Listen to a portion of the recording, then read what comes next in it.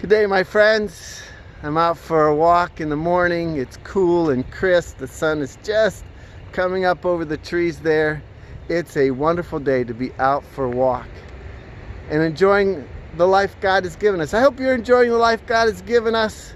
It says in the Bible that God has given us everything for our enjoyment.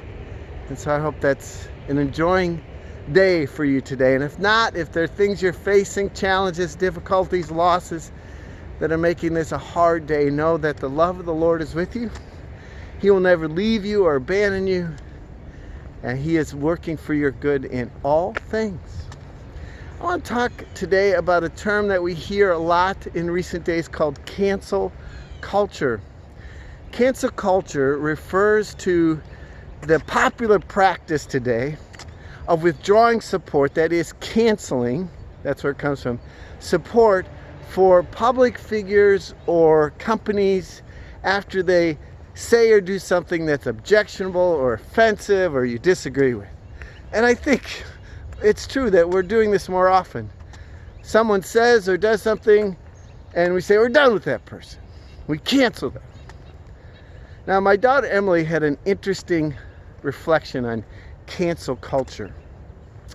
She said, cancel culture shows us that people are looking for a perfect savior. Because when a person or company or organization does one thing that we don't like, we cancel them. But they're not perfect. There's only one person that's perfect, and that's Jesus.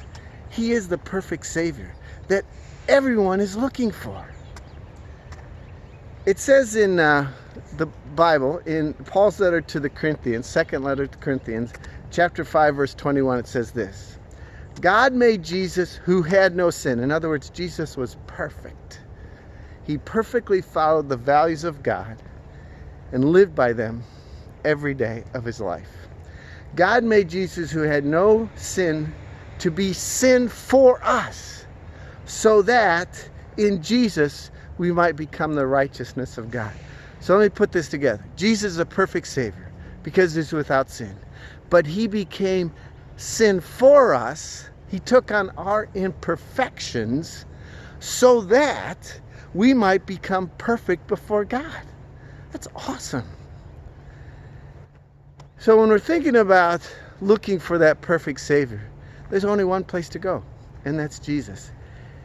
And He will always work for our good in all things.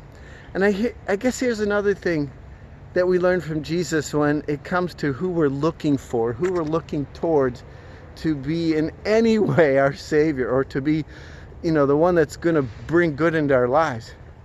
Look for the person or persons or companies or organizations that live more for others than for themselves. That's when it says that Jesus, who was without sin, became sin for us. For us.